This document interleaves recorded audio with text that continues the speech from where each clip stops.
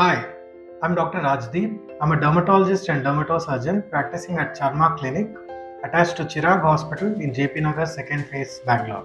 So the Festival of Ugadi is just around the corner, and Ugadi, it signifies the start of a new year. Ugadi means new year in several cultures in India. There are different versions of Ugadi which are celebrated. Some Northeast people have some festivals. Bengali people have some festivals. In Karnataka, we have Ugadi.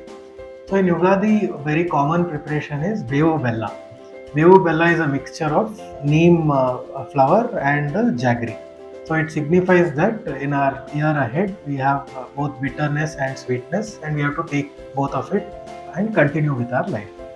So other things which are commonly eaten in Ugadi, they are healthy foods as well. There is Kosambari, which is healthy food rich in protein. It's a type of raw food made from lentils.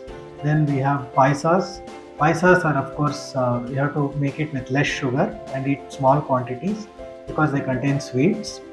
And there is a type of sweet chapati or Obbattu, we call it in Kannada, and they call it Obbattu in Telugu and Puran Poli in Maharashtra, etc.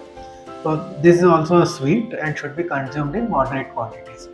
So eat foods which are rich in protein like dal, vegetables, eat your palyas and other things, but reduce your sweet intake. Also include fruits and don't get carried away with festival celebration and overeat sweets and fried food. So this will help you have a nice glowing skin during the festival.